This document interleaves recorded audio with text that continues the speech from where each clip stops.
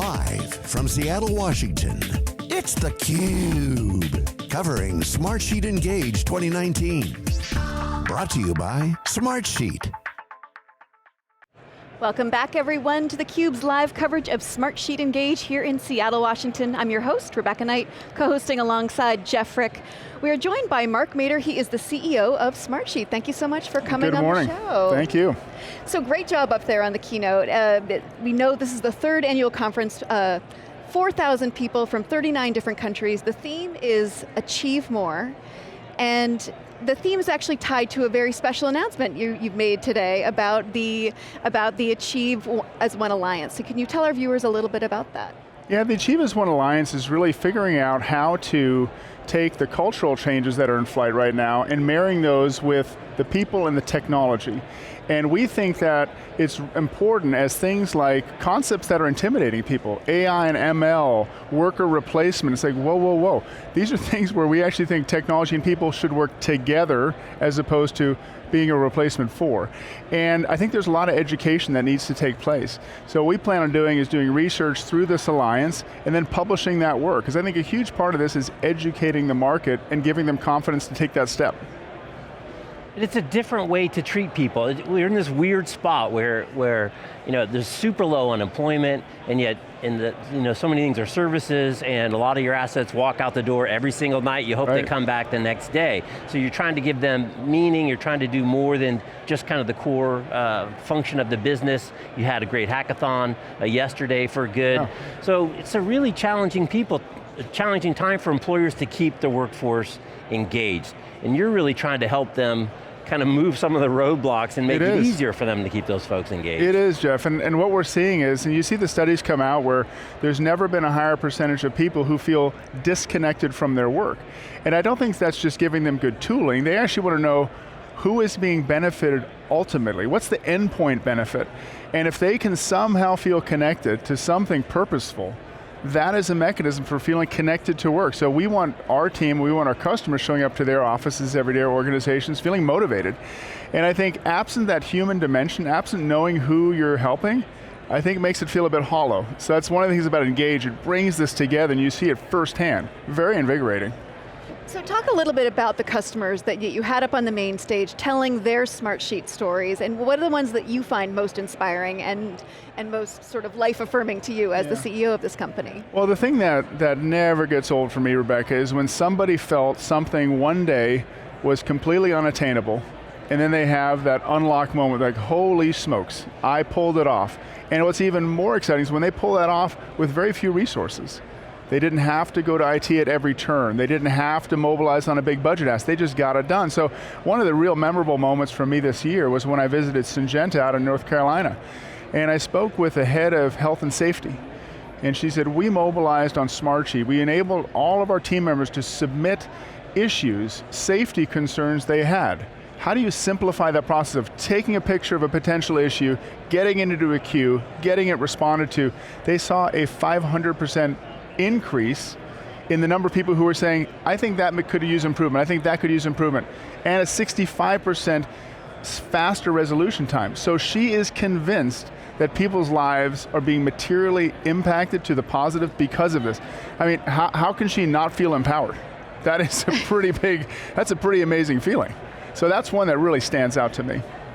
In terms of the other customer stories, one of the things that also struck me was just how adrenaline pumping the main stage show was. Talk a little bit about what it means to put up the customers who have these very compelling, visually interesting stories, from outdoor clothiers to travel destinations, and also what it means for Smartsheet employees to be in the audience hearing these stories about what they're doing to help their customers. I think we all want to wake up every day feeling like whatever we do matters, right? Whether that's individually or with your family or with your business.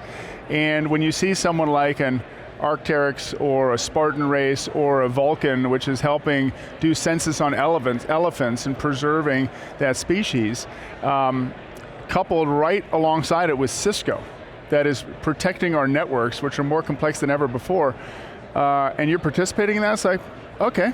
That can, again, back to that connectedness, right? And I think the diversity in who we serve also keeps it interesting. You never know who you're going to serve next. One day it's Cisco, the next day it's agriculture, the next day it's saving elephants. That diversity keeps things fresh. Mark, one of the things that struck me in the keynote is there was a story of this guy, I guess he's going to fly around the world in a single engine plane in 5 days or 8 days.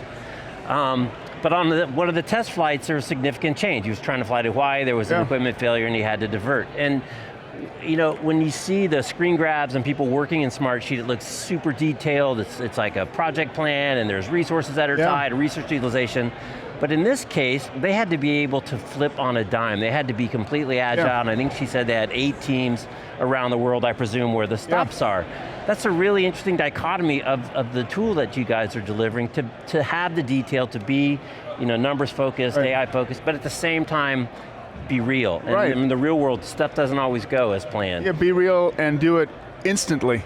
So if we have an issue with the plane, we're not going to host a summit to talk about how to get back on track. We got to do it now. Right. So the thing that's also neat, that example, is you're talking about 8 to 10 people across multiple continents who have to work right now. There is no mobilization, there is no, as I said, summit. And I think being able to do meaningful things quickly, that is a fairly rare combination, right? Very often meaningful stuff is heavy, complex, takes time. So again, that constant pursuit of faster, more meaningful, more depth, more value. Right. And this kind of cross-silo collaboration too. I mean, that's the theme that comes up over and over again, is that you need contributions from lots of people and lots of formerly siloed departments, as maybe what they're going to be called in the future, to get to resolution so that you can move forward. Yeah, and I think the thing that we spoke to in one of the product announcements was, we are so inundated with information. And Rebecca's like, Mark, I need it faster. I need it faster yet again. It's like, holy, Rebecca, I can't actually process it all. So one of the things we're trying to do is, how do you also improve the context within which people see things, right? So if you ask me a question, and I don't have to tab out to another application, I can actually see your question in the context of that work. And that's one, I think, one of the real big breakthroughs we're releasing this Engage. I mean, when you think about the current status of work, and you really see it, I mean, from where you sit, I mean, is it almost shockingly abysmal about how bad things can get at companies in terms of how many silos there are, how the number of communication breakdowns, the way the communication breaks down, because as you said, you could just be working on a different version from someone. It's a great question, Rebecca, and the reason I would say it's not shockingly abysmal is because we've been doing this for years. It's like, it's the norm. Right. It's the cost of doing business. Right. So what our job is, how do we get people to get that spark to elevate a bit? It's like, oh my goodness, there is a better way. And it takes a lot to change people's behavior. You can't just say, well, there's a better way. They have to experience it, right? So we're in that pursuit of how do you get more people to clear that hurdle the first time? Because the norm is, it's hard. The norm is, it's distributed. The norm is, I don't know what version I'm on. So that's what we're trying to unlock for folks. And you said in the keynote, once they get that spark, and then achievement becomes the new norm, that has its own momentum too. Yes, it's Jeff does something amazing, and I'm like, I want in.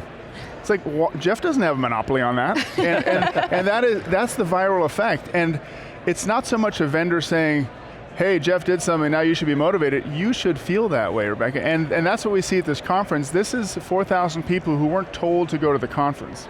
These are 4,000 people who want in. And that is a really, I think, special part of the conference for us. Mark, shift gears a little bit on artificial intelligence and machine learning, because we hear about it all the time, and I think everyone now has kind of figured out that it's not going to be a company delivering AI and ML, it's really applied AI and ML within an application.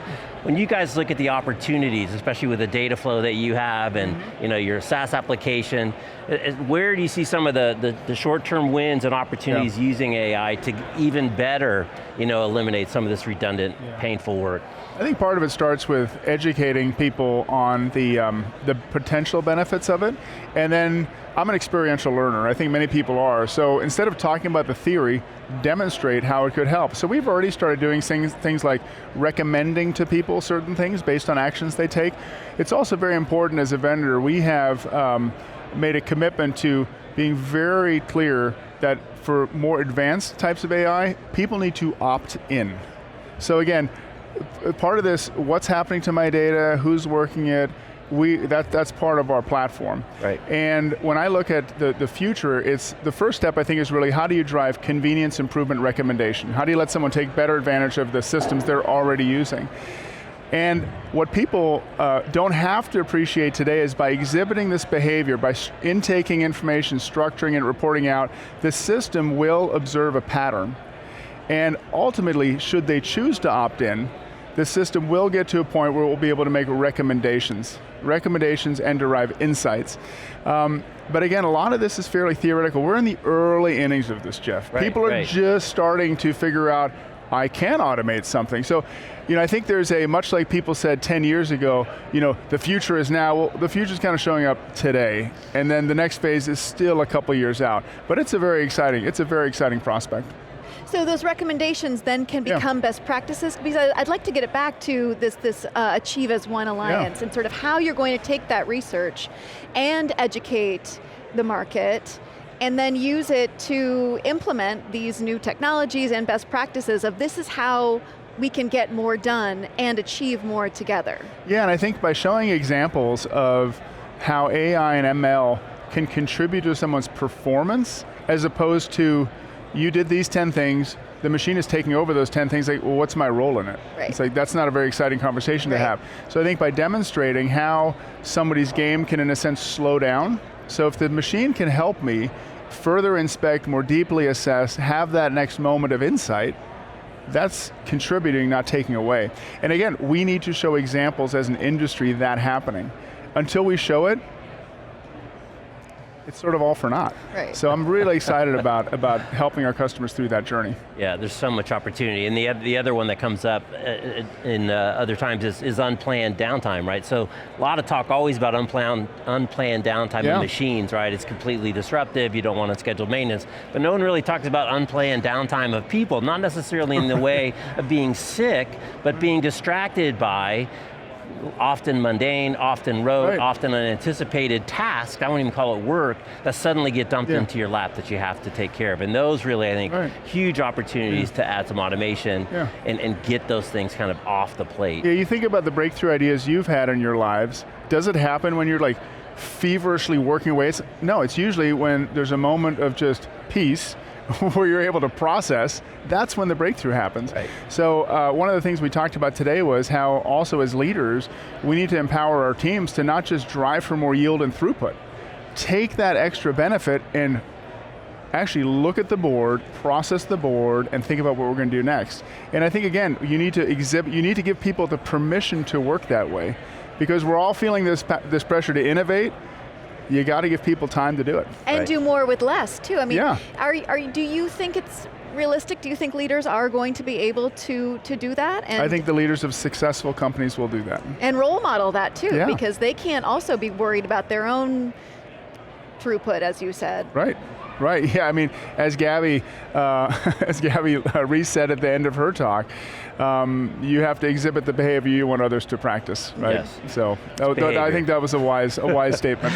Well, and I really love the outdoor clothing company who specifically said we want our people out doing the things that our customers are doing, experiencing what they're experiencing, and really baking that into the culture, not just saying it, but get outside and go run around and do what we want our customers to do and what our customers do. Right. Very different approach. It is. And I think again, back to us understanding what our customers are doing, this is equivalent to our Super Bowl every year, right? We get 4,000 of these people coming in here, and there is no substitute for that in the flesh interaction. And that's again, one of the reasons why everyone's in such a positive, engaged mood right now. So they're not only interacting with the Smartsheet folks, but they're interacting with each other and learning how each company uses Smartsheet. Yeah, I mean, when you think that 1/2 of all collaboration that takes place on our platform is cross-company, it's not a surprise that people interact with one another here. It is happening. We have companies who interact with hundreds of brands outside of their own. So we service that cross-connect for companies, and that's the modern company. I don't know of a company that is completely insular. So if you can help promote that safely, that's a real advantage for a company. Yeah. Wrapping up, what do you think are going to be the themes for next year's conference? What are sort of what's on your plate? What are you thinking about? What are the big challenges that you're gnawing on right now? Yeah, I think the continued shift from efficiency to effectiveness. People, I think most people are still measured on the output goal. How many units did I do? How many sales? And while that may serve you well in the quarter or the next quarter, it does not prepare you for years 2 and 3. So you have to be very committed to the investments today that may not pay off in that 6 to 12 month window. You have to. And I think stories will come out as people are learning new ways to work of examples of, here's what we did in 2019, which ended up being a home run in 2021. So it's back to effectiveness. Effectiveness versus efficiency. That is going to be, I think, one of the themes we speak to next year. Thanks, Mark. A pleasure having you on the show. I'm Rebecca Knight for Jeff Frick. Stay tuned of more of theCUBE's live coverage of Smartsheet Engage.